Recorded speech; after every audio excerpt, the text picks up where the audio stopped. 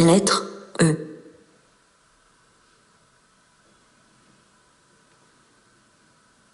Éaque. Ce roi légendaire, issu des amours de Zeus et d'Égine, régna dans l'île qui portait le nom de sa mère. Une peste ayant décimé ses sujets, il supplia son divin père de repeupler son royaume. Ce dernier l'exauça. Il transforma toutes les fourmis d'Égine en hommes et en femmes. Ainsi, selon la légende, naquirent les Myrmidons, peuplade Cachi, petit-fils d'Éaque, conduisit sous les remparts de Troie. Particulièrement chéri des dieux, Éaque fut chargé par les Grecs d'élever vers le ciel une prière solennelle pour demander à Zeus de mettre fin à une sécheresse qui désola leur contrée. Il vit une nouvelle fois ses vœux exaucés. Mais sa piété fut soumise à une rude épreuve lorsqu'il apprit que ses deux fils, Télamon et Pélée, jaloux des exploits athlétiques de leurs demi-frères, Phocos, l'avaient mis à mort en lui lançant un disque à la tête. Éaque dut les expulser de l'île. À sa mort, en raison de sa droiture et de son sens de l'équité, il devint l'auxiliaire de Rhadamante et de Minos au tribunal des enfers, où il fut tout spécialement chargé de juger les morts originaires d'Europe. Échina. Femme et serpent tout à la fois, le monstre Échina, engendré par Gaïa et Ponto, suivant une autre version de la légende, par Chrysaor et Callirhoé, passe pour avoir donné le jour à des créatures fabuleuses, qui jouent dans les légendes grecques un rôle de premier plan chimère, le chien de Gérion, Orthro, Cerbère, le Sphinx, Hydre de Lerne, les dragons de Colchide et du jardin des Hespérides, Méduse, l'aigle qui rongeait le foie de Prométhée, le lion de Némée. Malfaisante à cause de sa fécondité même et dévoratrice d'innocents voyageurs, elle devait être tuée par Argus au sang yeux, qui la surprit dans son sommeil. Échion. L'un des 100 enfants qui naquirent des dents du dragon semé par Cadmo, roi fondateur de Thèbes, Échion épousa Agavée et fut le père de Panthée. Un des fils d'Hermès, le héros des Argonautes porte aussi le nom d'Échion, il prit part à la chasse du sanglier de Calydon.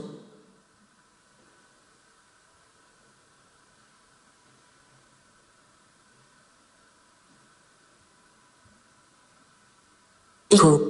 Les Grecs ayant remarqué dans les montagnes l'écho qui répétait les dernières paroles d'une voix imaginaire des faibles afin d'expliquer ce phénomène. La plus connue raconte qu'une nymphe, nommée Écho, avait la coupable habitude de retenir l'attention d'Héra par d'incessants bavardages lorsque Zeus trompait son épouse légitime et folâtrait avec les belles mortelles. Un jour, Héra s'aperçut de la ruse et punit Écho en la condamnant en ces termes, « Tu auras toujours le dernier mot, mais jamais tu ne parleras la première. » Or, il arriva que la nymphe tomba amoureuse du beau et solitaire Narcisse. Le sort jeté par la déesse jalouse se réalisa, Narcisse appela Écho, et la malheureuse ne put que répéter les dernières paroles de celui qu'elle aimait. Le jeune homme, lassé, abandonna bien vite la nymphe, qui, désespérée, s'abîma dans une profonde prostration et maigrit tant qu'il ne resta plus d'elle que cette voix qui fait écho dans les montagnes. Une autre version de la légende est plus tragique encore. Comme Écho demeurait insensible aux avances du dieu Pan et fuyait lorsqu'il l'approchait, celui-ci, irrité, excita la fureur des bergers contre elle. Ils la mirent en pièces et répandirent ses membres sur toute la terre. Depuis ce temps, Écho est partout, et même morte, elle fait entendre sa voix. Éétion.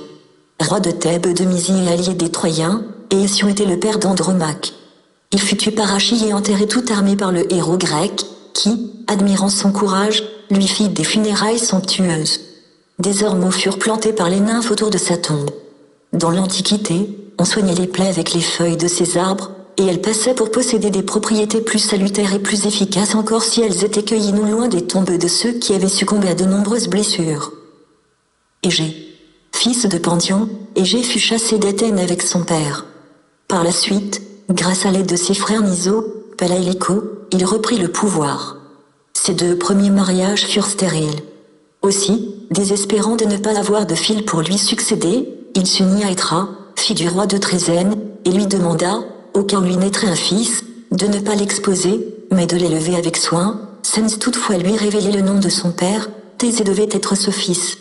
Le héros partit alors pour Athènes combattre ses cousins, le 50 fils de Palla, qui avaient usurpé la souveraineté, et, après s'être fait reconnaître de son père, il le rétablit sur le trône. Plus tard, Égée tua Androgée, et dut pour cette raison céder aux horribles exigences de Minos. Lorsque le Minotaure réclama son tribut annuel de cette jeune fille et de cet jeune homme, Thésée alla en Crète le combattre. Égée recommanda à son fils de hisser une voile blanche s'il revenait vainqueur de cette expédition. À son retour, Thésée, dans la joie d'avoir vaincu le monstre, oublia les recommandations de son père. Égée, apercevant les voiles noires du navire, crut que son fils avait péri, et, de désespoir, il se jeta sur les rochers de la mer qui, depuis lors, portent son nom.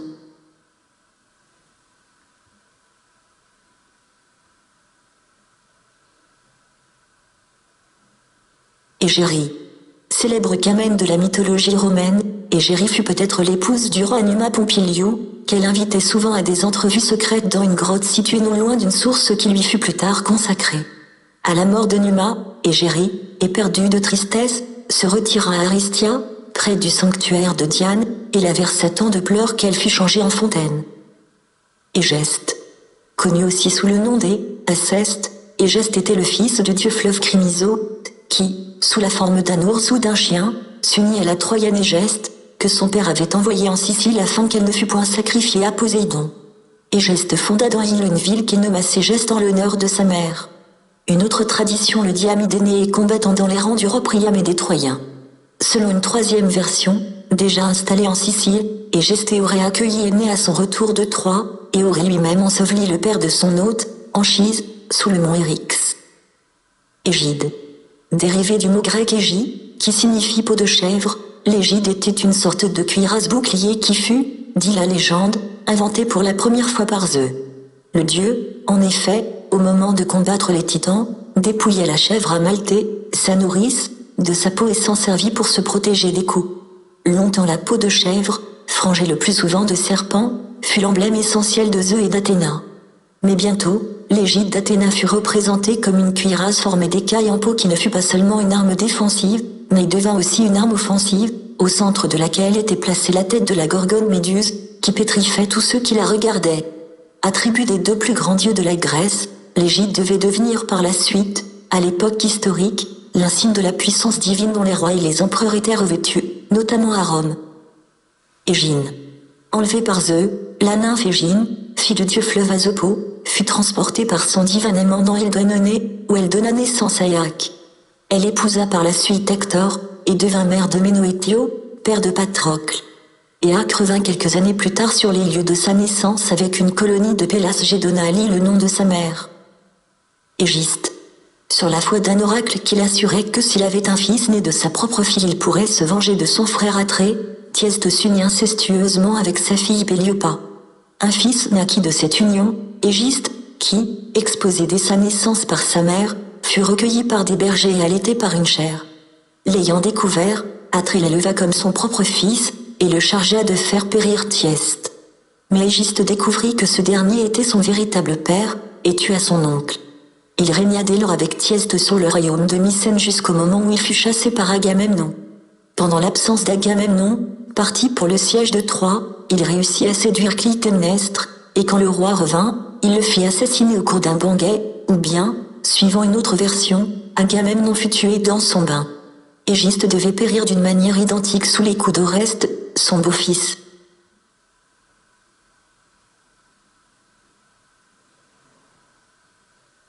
Égipan. Ces petits êtres velus, moitié hommes, moitié chèvres, font partie de ces nombreuses divinités dont les anciens aimaient à peupler la solitude des montagnes. Ils s'amusaient malicieusement et sans méchanceté à tourmenter les voyageurs, bondissant sur les rochers et se cachant au ton de grottes mystérieuses. Égypto. Fils de Bélo et d'Anchinoé, et petit-fils de Poséidon, Égypto conquit le pays auquel on donna le nom d'Égypte. Il se signala, avec ses 50 filles, par la persécution violente qu'il exerça sur son frère Danao, qui dut fuir avec ses 50 filles et se réfugier à Argo. Dans des circonstances tragiques, les filles de Danao tuèrent les filles d'Égypto. Sans secours et privé d'appui, Égypto mourut de chagrin peu de temps après. Électre. Fille d'Océan et de Théti, Électre s'unit à Thomas, fils de Ponto et de Gaïa, et donna le jour à Iris et aux deux harpies, à Élo et aussi Pythée. On connaît une autre Électre, fille d'Atlas et de Pléionée, qui, unie à Zeus, mit au monde Dardano, parmi roi de Troie, et Iasion, amant de Déméter et père de Pluto. On dit aussi qu'Électre, sur le point d'être séduite par Zeus, se réfugia auprès de la statue du Palladion, apportée par Athéna dans l'Olympe, mais le dieu, en dépit du sacrilège, s'unit à Électre et, dans sa colère, jeta du haut du ciel le Palladion, qui, recueilli par les Troyens, fut considéré désormais comme la statue protectrice de leur ville. La tradition latine a modifié la généalogie d'Électre. Elle n'est plus l'amante de Zeus, mais l'épouse du prince étrusque Corrido. Des deux fils qui naquirent du mariage, l'un, Jasion, émigra à Samothrace et l'autre, Dardano, s'installa en Troade. La plus célèbre des Électres est la fille d'Agamemnon et de Clytemnestre. Elle a été immortalisée par les poètes tragiques Euripide et Sophocle. Épargnée lors de l'assassinat d'Agamemnon par Clytemnestre et Égiste, elle réussit également à sauver son tout jeune frère Oreste, en le cachant sous sa robe et en le portant, hors de la ville de Mycène, à un vieux précepteur de son père. Selon une des versions, Électre avait été fiancée peu avant le meurtre avec Castor. Mais Égiste, craignant qu'elle ne donnât de naissance à un fils qui vengerait un jour son grand-père, la confia à un paysan mycénien, qui, dit-on, ne consomma pas le mariage. Électre vécut longtemps dans la pauvreté et la solitude. Mais un jour qu'il était venu se recueillir sur la tombe de son père, Oreste vint auprès d'elle et se fit reconnaître. Ils décidèrent avec Pilate de tuer Clytemnestre et Égiste. Oreste et Pilate se dirigèrent vers le palais et annoncèrent la fausse nouvelle qu'Oreste était mort. Ayant pu pénétrer dans le palais, à la faveur de la joyeuse émotion suscitée par cette nouvelle, ils tuèrent Clytemnestre et Égiste. Mais Électre n'abandonna pas son frère Océnès tourmenté par les Érigny et le protégea de la colère de son peuple, qui lui reprochait son matricide.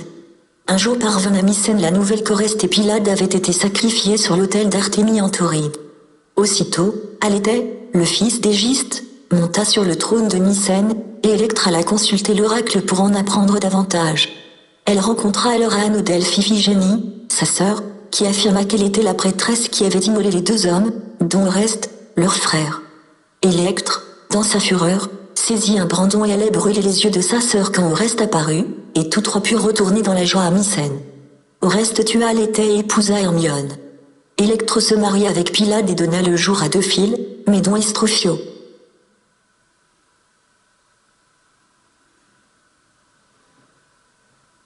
Électrion, fille de Persée et d'Andromède, et époux d'Anaxo, Électrion régnait sur Mycène quand les filles de Ptérella réclamèrent le trône comme leur héritage légitime et volèrent le bétail du roi en tuant au cours d'une escarmouche ses 8 filles. Seuls échappèrent au massacre un garçon, Lysimio, et une fille, Alcmène. Amphitryon, qui aimait la jeune fille, réussit à payer une rançon et à rendre au roi le troupeau volé. Il reçut en échange la régence du royaume et la promesse d'épouser Alcmène. Mais le jour où Électrion allait partir en expédition contre Ptérella, il fut tué. En effet, Amphitryon avait lancé contre une vache furieuse un bâton qui rebondit sur les cornes de l'animal et vint fracasser la tête du roi. Éleusis, ville de l'Attique, Éleusis est surtout connue pour son culte à Déméter et pour les mystères consacrés à la triade Déméter Corée Triptolème. Ces mystères, introduits dans la ville par Eumolpo, retraçaient le mythe de Déméter à la recherche de sa fille Corée. Il n'était célébré que par des initiés. Élide. Cette région du Péloponnèse avait pour ville principale Élie, dont le héros éponyme succéda à son grand-père, le roi Endymion, et Olympie, où étaient célébrés, en l'honneur de Zeus Olympien, les grands jeux, tous les 4 ans. Il fut décidé que l'Élide serait un territoire sacré, où nul ne pourrait entrer armé et où l'on devait suspendre tout querelle et tout guerre. Elpénor. Compagnon d'Ulysse, Elpénor fut changé en porc par Circé, mais put reprendre sa forme humaine. Pris de vin, il tomba d'un toit et se tua. Quand Ulysse descendit aux enfers, il croisa l'ombre d'Elpénor et lui promit des funérailles dignes de lui. Ampousa. Fille d'Hécate, ce démon avait les pieds de bronze et passait pour effrayer les voyageurs et se nourrir de chair humaine. Toutefois, Ampousa prenait la fuite quand on lui lançait des injures. Elle avait la propriété de prendre toutes les formes possibles et même de se métamorphoser en belle jeune femme pour séduire ses victimes. On racontait enfin qu'elle s'unissait la nuit aux amants endormis et leur suçait le sang jusqu'à ce que mort s'en suive.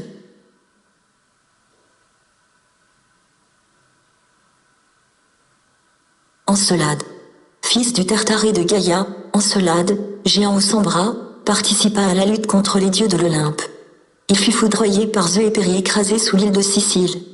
Selon Euripide, Silène aurait déclaré qu'il était tout seul l'auteur de la mort du géant. Endymion. Fils de Zeus, Endymion fut le roi des Étoliens et eut d'un mariage 3 filles et une fille. Il devint amoureux de Sélénée, la lune, qui lui donna 50 filles. À sa demande, Zeus frappa Endymion d'un sommeil éternel, qui lui permit de rester jusqu'à la fin des temps le jeune et beau berger qu'il était. Amoureuse de lui, la lune vient chaque nuit le rejoindre dans une caverne où il repose pour toujours, et elle peut s'unir à celui qu'elle aime sans jamais le réveiller de son assoupissement, sans jamais le sortir de son immobilité. Aîné. Issu de la race royale de Dardano et parent de Priam, roi de Troie, dont il épousa la fille Créuse, Aîné était le fils d'Anchise et d'Aphrodite. Élevé dans les bois par les nymphes et le centaure Chiron, Aîné ne prit pas part au commencement de la guerre de Troie. Cependant, un jour qu'il gardait ses troupeaux, il fut attaqué par Achille, qui lui ravit une partie de son bétail. Aîné se réfugia alors à Limesso et, poursuivi par Achille, il dut quitter, sous la protection de Zeus, cette ville pour Troie, où il s'engagea dans les rangs des guerriers troyens.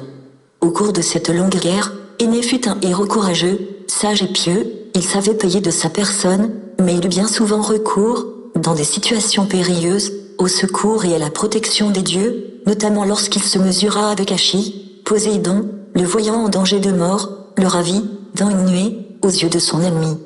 Lors de la destruction de Troie et l'extinction de la race de Priam, Aîné, selon une des plus anciennes traditions, se serait retiré sur l'Ida avec son père, son fils et quelques fidèles, et il aurait fondé un nouveau royaume de Troade. Cependant, selon des traditions plus tardives, qui ont été universalisées par Virgile dans l'Énéide, Aîné s'enfuit de Troie, portant son père Anchise, aveugle et paralysé, sur son dos, traînant son fils Ascagne d'une main, tenant dans l'autre les dieux de la cité, les Pénates, ainsi que le Palladion. Il réunit quelques compagnons sur Ida et s'embarqua pour les Hespérides, l'Occident mal connu. Au cours d'un périple mouvementé, il établit de solides liens d'amitié avec le pilote de son navire, Palinure, avec Achate, dont la fidélité devint proverbiale, et avec bien d'autres Troyens. Il fit escale en Thrace, passa par Délo, puis arriva en Crète. Pendant plus de 7 ans, il ira ensuite sur la mer à la recherche d'un rivage, bravant les tempêtes et la colère des divinités, en particulier celle des rats. Sur le point de toucher les côtes d'Italie, après avoir fait étape en Sicile, à Drépanon, où mourut le vieil Anchise, les navires d'Aîné furent rejetés brusquement par une tempête sur la côte africaine, près de Carthage. La reine Didon, la fondatrice de Carthage, accueillit le héros et l'aima. Mais les dieux ne souhaitaient pas un mariage entre Didon et Aîné. Zeus ordonna à celui-ci de regagner les rivages de la Sicile, où il reçut l'hospitalité du roi Aceste. Parvenu enfin sur les côtes d'Italie, à Cume, il descendit aux enfers, guidé par la Sibylle, puis, revenu parmi les vivants, il se dirigea vers le Latium.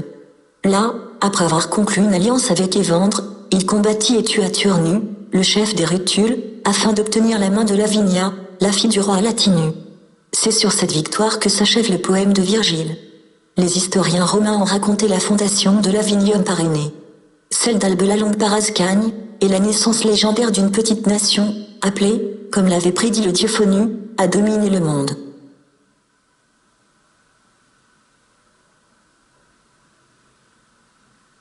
Enfer. Sous ce nom, on désignait dans l'Antiquité les lieux où les âmes se rendaient et séjournaient après la mort. Cependant, au cours des âges, l'idée des enfers a évolué au fur et à mesure des doctrines philosophiques sur l'immortalité de l'âme, et sur les châtiments ou les bienfaits accordés dans l'au-delà. À l'origine, les âmes demeuraient dans les rêves, dans une sorte de monde obscur d'où tout procède et où tout finit par revenir. Pourtant, certains héros privilégiés retrouvaient une nouvelle vie aux limites de la terre, en particulier en Thrace, ou dans les pays de la City chez les Hyperboréens, ou encore dans l'île de Leucée, l'île blanche qu'Achille le rejoignit après sa mort avec ses compagnons pour se livrer dans la félicité éternelle à ses plaisirs favoris. Parfois aussi, ces pays inconnus, que personne n'a jamais atteints, sont décrits comme des lieux sombres et brumeux, froids et solitaires, où vivent les Cimériens. Les descriptions littéraires des enfers se firent toujours plus nombreuses et plus précises, et on finit bientôt par distinguer dans les enfers le séjour des bons et celui des méchants. Dans le second, gardé par Cerbère, coulent les fleuves maudits et empoisonnés de l'Achéron, du Pyriflégéton, du Cocyte et du Styx. C'est le domaine du Tartare, où les âmes, conduites par le nocher Charon, viennent subir dans des souffrances indescriptibles le châtiment de leurs crimes commis sur la terre. Parmi ces réprouvés célèbres, Titio, Tantal et Sisyphe.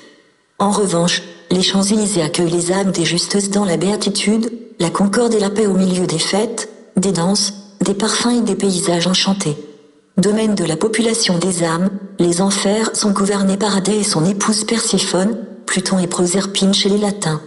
Ces deux divinités sont entourées d'un certain nombre de serviteurs, parmi lesquels on peut citer les Érénies, les Furies, les Gorgones, les Harpies, Thanatos et les 3 juges du tribunal, Mino et Acheradamante, qui assigne à chaque âme, selon ses mérites ou ses fautes, le séjour maudit du Tartare ou celui, bienheureux, des Champs-Élysées. Énipée. Rivière de Thessalie, qui prend sa source au mont Autry, Énipée était la demeure d'un dieu dont Poséidon revêtit la forme pour s'unir à Tyro et la rendre mère de Pélia et de Nélée. En vie.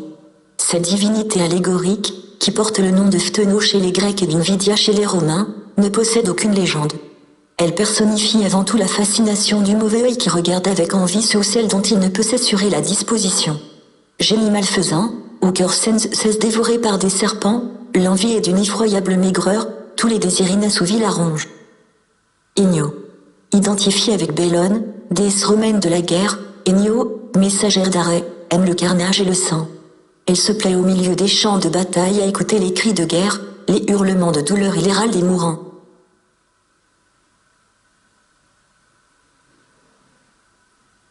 Éole. On connaît sous ce nom divers dieux et héros.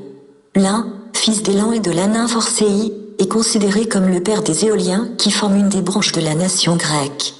Ses enfants furent, dit-on, nombreux. Pourtant, la légende la plus ancienne ne mentionne que 4 de ses fils, Sisyphe, Atama, Créthée et Salmonée. Un autre Éole est le petit-fils d'Élan. Mais le plus fameux parmi les Éoles n'est autre que le dieu des vents, fils de Poséidon. Il règne sur ces tumultueux sujets, enfermé dans une caverne des îles éoliennes ou retenu prisonniers dans des autres. Il ne leur donne leur essor que sur l'ordre de Zeus. S'il lui arrive de désobéir au maître suprême et de libérer les vents, sans s'y avoir été convié, il déchaîne les désastres, les tempêtes et les naufrages. Par ailleurs, il figure dans le cycle homérique. Il reçut avec bienveillance Ulysse et lui remit les outres dont il avait la garde. Une seule d'entre elles contenait le vent qui devait pousser Cenzambage le héros vers sa patrie. Mais, en pleine mer, les compagnons d'Ulysse ouvrirent tous les récipients, pensant qu'ils contenaient du vin. Par ce geste malheureux et inconsidéré, ils provoquèrent une monstrueuse tempête, qui jeta le navire d'Ulysse sur les côtes proches. L'estimant maudit par les dieux, Éole abandonna le héros à son sort. Éo. Cette personnification divine de l'aurore dans la mythologie grecque appartient à la toute première génération des dieux, elle est la fille de Théia et d'Hyperion et la sœur d'Éo et de Séléné. À la fin de chaque nuit, Éo apparaît à l'horizon sur un char de lumière traîné par des chevaux d'or, pour annoncer le retour du soleil. Ses époux et ses amants sont innombrables, et elle a mis au monde de nombreux enfants.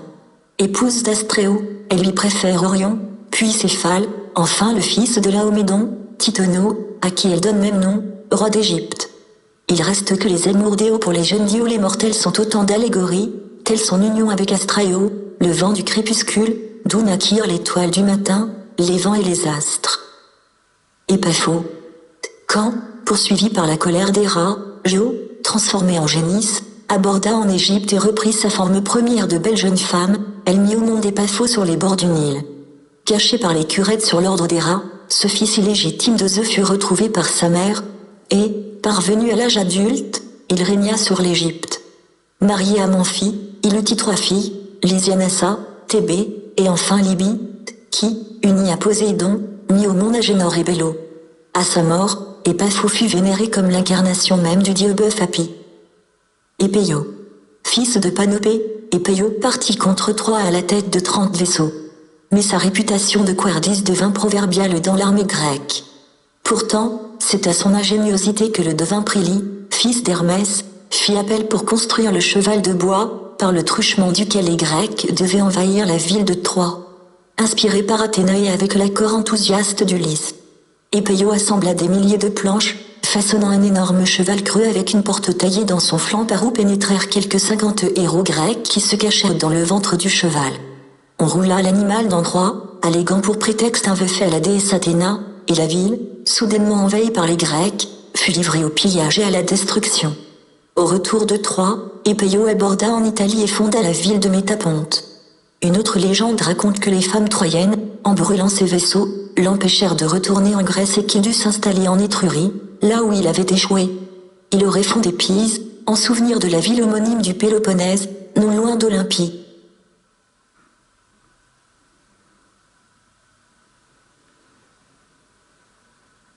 Éphèse. Principale ville ionienne de la côte d'Asie mineure, Éphèse était surtout connue pour la beauté, unique dans toute antiquité, de son temple dédié à la déesse Artémis. Celle-ci était représentée sous la forme d'une statue aux multiples mamelles, emblème de la fécondité. Épidore. Cette ville d'Argolide possédait un temple, dédié à Asclépio, où le dieu rendait des oracles. On venait de toutes les régions de la Grèce pour le consulter. Le temple était entouré de bois sacrés, au centre desquels on rassemblait les malades venus pour obtenir des guérisons miraculeuses. On célébrait en outre les épidories, jeux en honneur du célèbre dieu de la médecine. Épidémie. En général, ce fléau est envoyé par les dieux sur des pays qui se sont rendus coupables de crimes ou de sacrilèges, soit collectivement, soit par la personne d'un des habitants, un héros ou un roi. La plupart du temps, le pays qui est frappé de la peste ignore les motifs de la colère du dieu. Il doit le plus souvent consulter un devin ou un oracle, comme celui de Delphes, pour connaître les remèdes à cette épidémie. Les dieux, dans leur réponse, exigent toujours soit un sacrifice, soit un tribut, soit le bannissement. Ainsi, Idoménée, qui a immolé son fils, attire une formidable peste sur son royaume, qui ne s'apaise que lorsqu'il s'exile. On voit également les Athéniens envoyer à Minos un tribut de 7 jeunes gens et de 7 jeunes filles en expiation du meurtre d'Androgée par Égée pour empêcher toute prolongation de l'épidémie qui s'est abattue sur leur pays. On cite d'autres exemples encore, Oedipe, qui a tué son père et épousé sa mère, et chassé de son royaume de Thèbes sur lequel s'est abattue une peste. De même, le royaume d'Oreste est ravagé par la même épidémie jusqu'au jour où les Grecs relèveront les temples de la ville de Troie. Épigone. Ce nom fut donné au fil de ces 7 chefs qui avaient participé à la première expédition contre Thèbes et avaient tous péri, sauf Adraste, le roi d'Argo. Pour venger la mort de leur père, les Épigones décidèrent de faire une seconde expédition de représailles. On compte parmi eux, Alcméon et Amphiloco, fils d'Amphiarao et Gialé, fils d'Adraste, Tersandro, fils de Polynice, Promacho, fils de Parthénopéo, Sténélo, fils de Capané, Diomède, fils de Tidésorial, fils de Mésisté. L'oracle de Delphes leur annonça la victoire s'ils choisissaient pour chef Alcméon. Ce dernier, sous la pression de sa mère Éryphile, fut forcé d'accepter. Les Épigones marchèrent sur Thèbes, évacués dans la nuit par tous ses habitants, l'envahirent et engagèrent un combat victorieux au cours duquel périt Laodama, le fils d'Éthéocle, qui, comme son père autrefois, commandait l'armée thébaine. Les Épigones firent une offrande de leur butin à Apollon et installèrent Tersandro sur le trône, enfin reconquis après plus de 10 années de lutte. Ainsi Polynice était-il vengé de ses malheurs par son fils.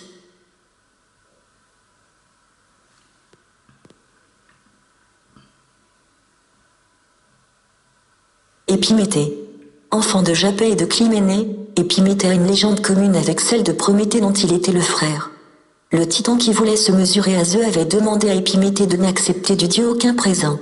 Cependant, Épiméthée n'osa refuser Pandore pour femme, toutes les misères que contenait la célèbre boîte couvrit son épouse et chura la race des mortels. Erato. Les attitudes que les artistes grecs lui prêtent, ses signes de passion, ses mouvements voluptueux, confèrent à cette muse quelques analogies avec Vénus et permettent de penser qu'elle préside habituellement aux noces et à la poésie érotique. Ainsi, Virgile l'invoque pour célébrer Hyménée de Lavinia, Apollonio de Rhodes, celui de Médée et de Jason. Les artistes classiques l'ont couronné de myrte et de rose, lui plaçant dans la main gauche une lyre et dans la droite un archet. Éreb. L'Éreb désigne primitivement l'endroit le plus sombre et le plus inaccessible des enfers.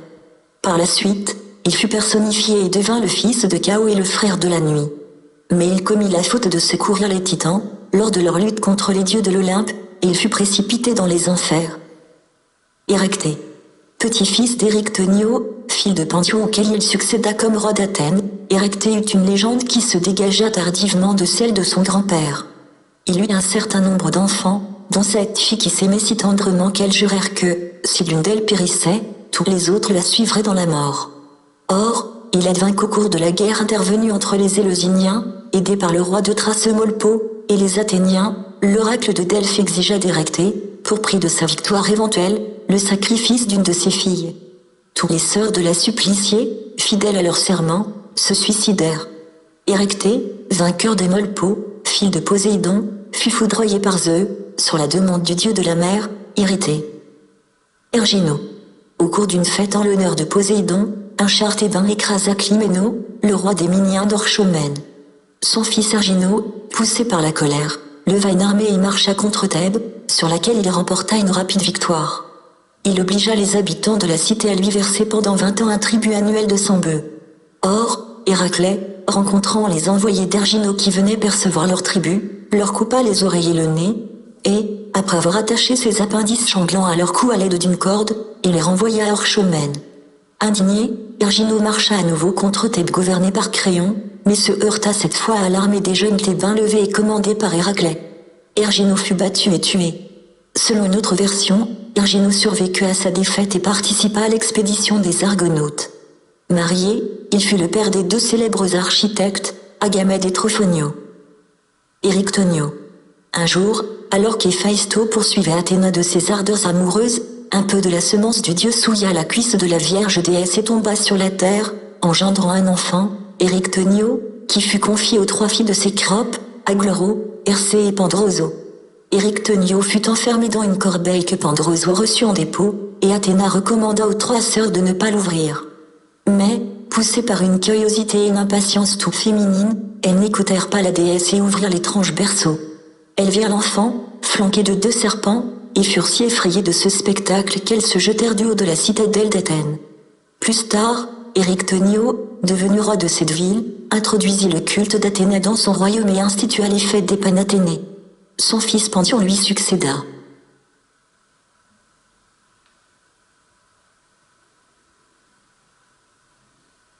Érigonée. Son père Icario, un Athénien, ayant été tué par des bergers enivrés, Érigonée, aimé de Dionyso, et mère du héros Staphilo, se pendit de désespoir. Dionyso, à la fois désolé et irrité, incita les jeunes filles d'Athènes à se pendre aux branches des pins, et cette sorte de folie se prolongea jusqu'au jour où l'oracle de Delphes prétendit qu'il fallait châtier les bergers, meurtriers d'Icario, pour apaiser Dionyso. On les pendit donc, et on institua une fête en l'honneur d'Érigonée. Irénie. Munis de fouets, portant des torches, les trois Érénies, Alecto, Tisiphone et Mégère, au corps ailé et à la chevelure de serpent, sont les ministres de la vengeance des dieux et parcourent la surface de la terre pour tourmenter les mortels coupables. Selon Hésiode, elles sont nées de la terre fécondée par le sang d'Urano que Crono avait mutilé. Eschyle, se faisant scène doute l'interprète d'une tradition plus tardive, attribue la paternité des Érénies à l'Achéron, qui s'était uni à la nuit divinité infernale. Elle pourchasse Sens relâche les criminels qui, par leurs actions néfastes ont troublé l'ordre public et social. Elles envoient parfois des punitions collectives à toute une région sous forme d'épidémie. Mais, le plus souvent, elles poursuivent le criminel, en lui inspirant des remords, la crainte du châtiment, l'angoisse sans fin. Au reste, meurtrier de sa mère, est le type du héros qui n'échappe pas aux Érénies. Elles peuvent à l'occasion susciter des haines inexpiables, comme celles qui opposèrent Éthéocle et Polynice. Leurs actions démoniaques s'étendent naturellement au monde souterrain, elles torturent les âmes des humains qui se sont rendus coupables d'impiété et de perjure, elles les fouettent et les insultent. Aussi était-ce avec un respect mêlé de crainte qu'on parlait de ces divinités, dont le nom d'Érénie était remplacé, selon un superstitieux euphémisme, par le terme d'Euménide, les bienveillantes. Éryphile. Dans les légendes thébaines des 7 chefs et des épigones, Éryphile apparaît comme l'un des symboles de la coquetterie pernicieuse de la femme. Sœur d'Edraste, roi d'Argo, elle épousa Amphiarao, le devin. Cependant, comme son époux et son frère se disputaient souvent, Éryphile leur avait fait promettre d'avoir recours à son arbitrage au cas où quelques différends surgiraient entre eux deux. Or, il arriva qu'Edraste, sur les instances de Polynice, décida d'envoyer une expédition argienne contre Thèbes occupée abusivement par Éthéocle. Amphiarao refusa de le suivre dans ses desseins, prévoyant la fin malheureuse de la guerre et sa propre mort. Pour l'obliger à partir, Polynice fut chargée d'offrir à Éryphile le collier et le péplos d'Harmonie, son ancêtre, cadeau magique. Toute heureuse de ces présents qui flattaient sa vanité féminine, Éryphile oublia son amour pour son époux et lui ordonna de se joindre aux 6 autres chefs contre Thèbes. Comme il avait prédit, Amphiarao périt, mais ses 2 filles Alcméon et Amphilochos vengèrent sa mort et tuèrent leur mère. Le collier d'Harmonie, après avoir été fatal à tous ceux qui le possédèrent par la suite, fut offert à la déesse Athéna dans le sanctuaire de Delphes.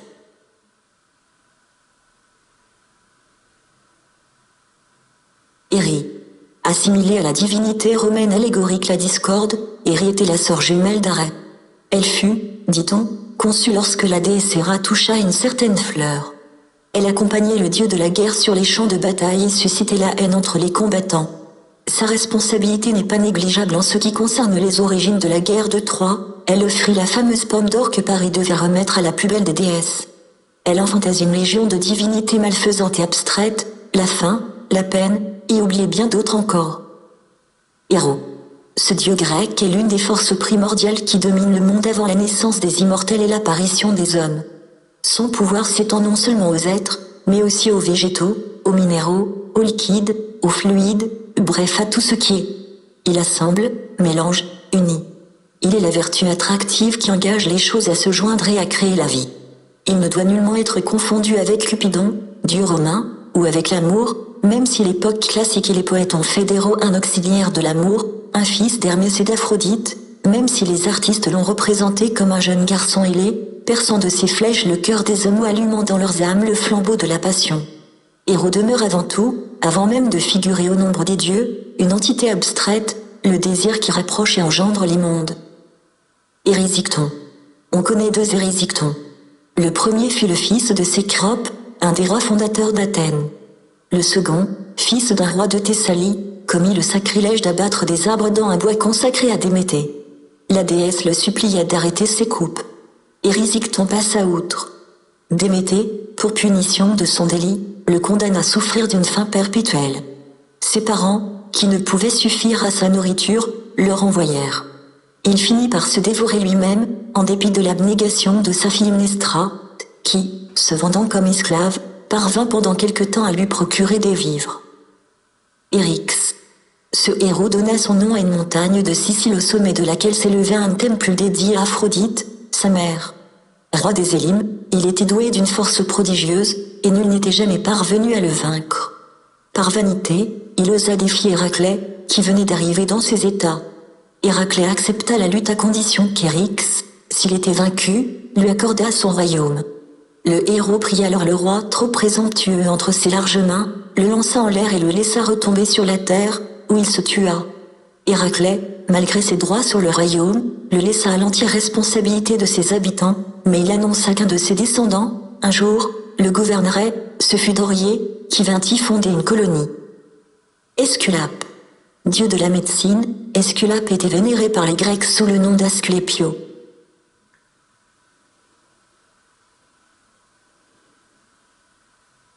Espérance. Appelée Elpie par les Grecs, cette divinité allégorique fut le seul don des dieux qui ne s'échappa pas de la boîte de Pandore. L'épouse d'Épiméthée avait eu en effet, par curiosité, l'imprudence de l'ouvrir. Aussi les anciens la vénéraient-ils avec une particulière solennité. Les Romains, qui lui avaient donné le nom de lui élevèrent plusieurs temples et la représentèrent sous les traits d'une jeune fille gracieuse, relevant d'une main le bas de sa robe et tenant de l'autre une fleur à peine éclose. Éthéocle. Avec son frère Polynice et ses sœurs Ismène et Antigone, Éthéocle appartient à la génération incestueuse née d'Oedipe et de Jocaste. Quand Éthéocle et Polynice apprirent le crime involontaire de leur père, ils le chassèrent de Thèbes. Alors, Oedipe les maudit et leur prédit qu'ils ne cesseraient de se haïr et qu'ils périraient tous deux dans un combat fratricide.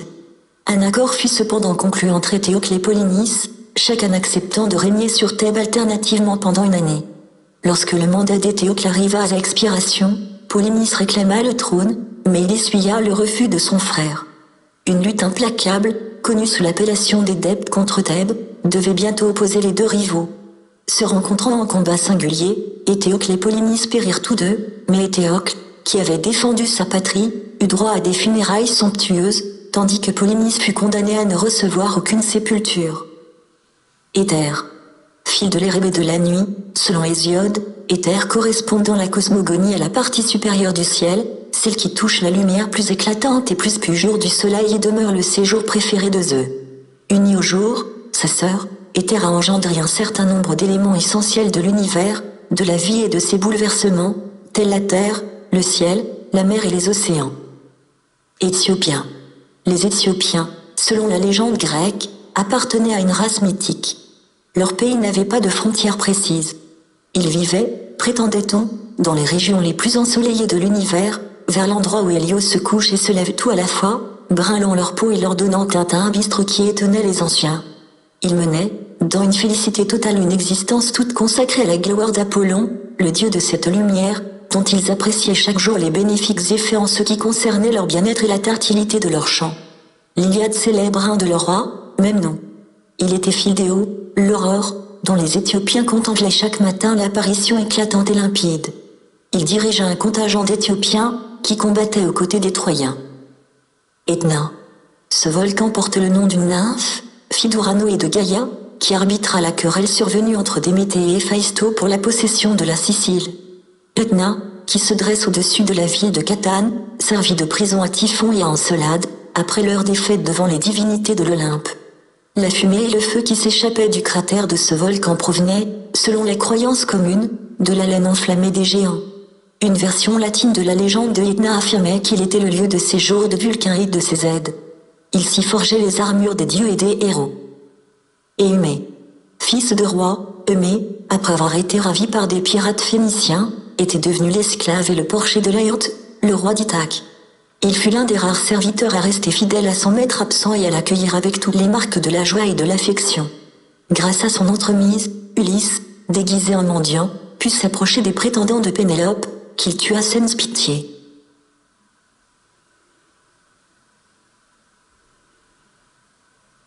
Euménide. Ce mot, qui signifie bienveillante, désigne parfois les Érénies. Elles étaient ainsi nommées lorsqu'un meurtrier s'était purifié de son crime, elles se montraient en effet mieux intentionnées à son égard. Dans la tragédie d'Eschyle qui porte leur nom, elles deviennent les déesses de la fécondité de la terre, tout en personnifiant les lois morales et les sanctions qui leur sont attachées. Eumolpo. Jeté par sa mère Chione dans l'océan, Eumolpo fut recueilli par son père Poséidon, qui le mena sur les rivages de l'Éthiopie où il fut élevé par Bantésisimée, l'une des filles que le dieu avait eue d'Amphitrite. Il épousa l'une des filles de sa mère adoptive, mais il fut banni pour avoir tenté de violenter l'une de ses belles-sœurs. Il trouva refuge en Thrace mais il complota contre le Rotégirio. De nouveau chassé, il se rendit à Éleusis, ville dont il devint le roi, le barde officiel et le grand prêtre, fondateur des mystères. Il devait périr de la main d'Érectée au cours de la lutte qui opposa sa cité à celle d'Athènes. Son plus jeune fils, Cérix, lui succéda en qualité de grand prêtre, et tous ses descendants jouirent du même privilège. Eunomo. Jeune échanson à la cour du roi de Calydon-Noénée, Eunomo, fils d'Architélé, fut chargé un jour de laver les mains d'Héraclès. Il laissa par mégarde tomber de l'eau sur les pieds du héros, celui-ci se mit en colère et frappa le malheureux enfant avec tant de violence qu'il le tua. Bien que pardonné par Architélé, Héraclès décida, pour se punir, de s'exiler avec Déjanire et son fils Ilo, et il se rendit à Trachie. Euphémo. Fils de Poséidon, Euphémo fit partie de l'expédition des Argonautes, auquel il apporta le secours de ses dons de divination. Quand le navire Argo parvint devant les roches Symplegades, Euphémo lâcha une colombe, les deux rochers tentèrent de se refermer sur l'oiseau, mais ne lui arrachèrent que les plumes de sa queue. Ce fut le moment que choisirent les Argonautes pour passer sans dommage. Une autre fois, entraînés sur la côte de Libye et parvenus à la Grétonie, les Argonautes cherchèrent en vain pendant longtemps une issue pour atteindre la Méditerranée. Alors le dieu Triton, disent certains. Son incarnation humaine. Euripilo leur apparut Euphémo, fils du dieu souverain de la mer, osa lui demander son chemin. Triton lui désigna la route et lui fit don d'une mode de terre qui, selon ses dires, permettrait aux descendants d'Euphémo de régner sur la Libye.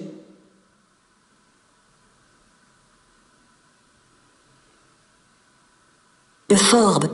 Euphorbe fut l'un des plus courageux guerriers parmi les Troyens et se signala au cours de la lutte emportant le premier coup contre Patrocle, qui fut achevé par Hector.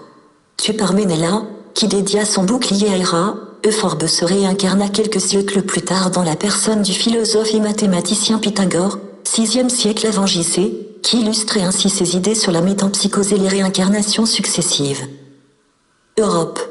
Agénor, roi de Phénicie, fille de Poséidon et de l'Océanie de Libye, épousa Téléphassa. De cette union naquirent 4 filles, Phinée, Cadmo, Phénix et Cilix, et une fille, Europe. Celle-ci, belle comme le jour, à la peau blanche et veloutée, jouait un jour au bord de la mer avec ses compagnes lorsque Zeus l'aperçut. Aussitôt, il en tomba amoureux et, pour éviter la jalousie des rats, se métamorphosa en taureau blanc, aux cornes dorées, en forme de croissant de lune. Europe le vit, l'admira, le flatta, s'enhardit même jusqu'à monter sur son échine. C'est alors que l'animal divin s'élança sur les flots et disparut au large. Il atteignit la côte de Crète près de Gortine, où poussèrent des platanes toujours verts pour perpétuer l'union des deux amants. Europe mit au monde 3 enfants, dont la légende se retient et glorifie les noms, Mino, Rhadamanthe et Sarpédon. Zeus, en échange de ces 3 filles, accorda 3 précieux présents à Europe, le talot, sorte de robot qui empêchait tout débarquement ennemi sur les côtes de Crète, un chien qui, grâce à son adresse et à sa célérité, ne ratait jamais sa proie, un épieu de chasse infaillible. En souvenir de celle qui, venue de sa lointaine Phénicie, avait bien voulu se rapprocher d'un monde inconnu, les anciens accordèrent le nom des Europe à une des 4 parties du monde, tandis qu'il lui élevait un culte, et que ses frères partis à sa recherche fondaient des colonies. Euro. Ce fils d'Éo et d'Astréo est le vent du sud-ouest.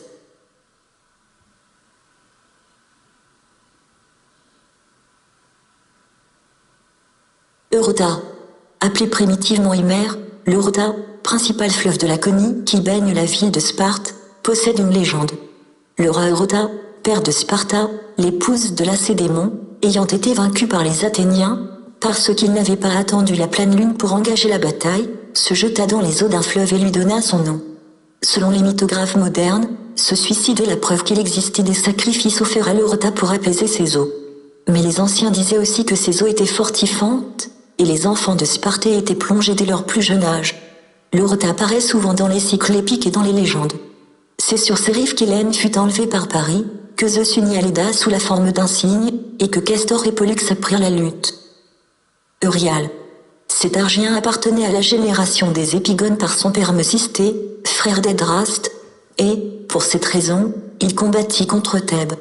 Outre cette expédition, il suivit les Argonautes dans leur périple et accompagna Diomède à la guerre de Troie, avec un autre Épigone, Sténélo, fils de Képanée.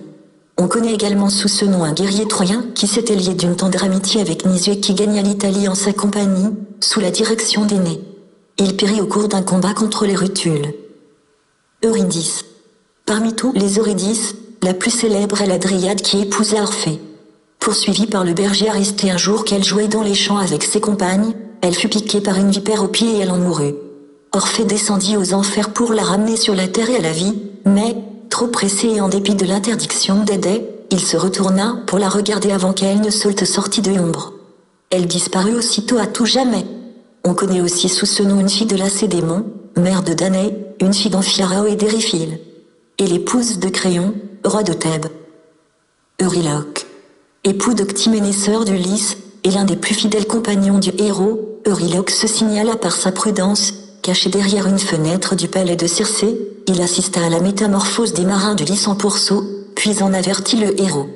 Mais à la fin du voyage, affamé par plusieurs jours de jeûne, il eut l'idée de mettre à mort quelques génisses sacrés du troupeau d'Hélio, malgré la défense d'Ulysse. Le dieu Courous écoula tous les navires et fit périr Euryloque, épargnant toutefois Ulysse.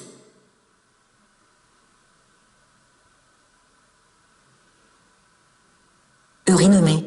L'une des tout premières divinités, Eurynomée, naquit de l'union d'Océan et de Thétis. Elle s'unit elle-même au titan Ophion et régna avec lui sur l'Olympe avant l'apparition des dieux, qui s'empressèrent de chasser les intrus et les précipitèrent dans la mer. Zeus, amoureux d'elle, la rendit mère des charités du dieu fleuve Azopo. Eurypilo. Quand Héraclès voulut aborder dans l'île de Cos, il fut tout d'abord repoussé par les indigènes commandés par le roi Eurypilo, qui fut bientôt tué par le héros qui avait réussi à pénétrer dans la cité. Fils de Téléphée d'Astyoché, un autre Eurypilo fut contré par sa mère, qui avait reçu de Priam, son frère, un plan de vigne d'or, de combattre aux côtés des Troyens à la tête d'un contingent de Mysiens après avoir tué bon nombre de héros grecs. Parmi lesquels Machaon, le fils d'Asclépio, il mourut sous les coups de Néoptolème, au moment où, sous sa direction, les Troyens tentaient d'incendier les navires grecs. Sous le nom d'Eurypilo, on connaît également un grec qui combattit à la tête d'un régiment thessalien contre les Troyens, d'après Pindare, Eurypilo. Fils de Poséidon incarne le dieu Triton. Eurysthée. Fils de Sténélo, roi d'Argo, et de Nicipée, fille de Pélope, Eurysthée était le cousin d'Amphitryon, car, comme lui, il avait Persée pour aïeul. Zeus ayant affirmé que le premier petit-fils de Persée qui naîtrait aurait une destinée royale, Héra fit en sorte qu'Eurysthée naquit le premier avant le fils d'Alcmène, Héraclès, dont elle savait que Zeus était le père. Eurysthée devint donc le maître souverain de Tirynthe, de Mycène et de Midée en Argolide. Mais il trembla sans cesse devant Héraclès, dont il connaissait l'ascendance divine, il chercha à l'humilier et le força à exécuter ses fameux travaux dont le héros ressortit toujours vainqueur. Après la mort d'Héraclès, Eurysthée persécuta ses descendants et les contraignit à quitter Mycène. Puis, quelque temps après, il marcha contre Athènes, allié des Héraclides et fut tué au cours d'une bataille par Iolao. On apporta à Alcmène la tête tranchée du roi persécuteur, elle en arracha les yeux.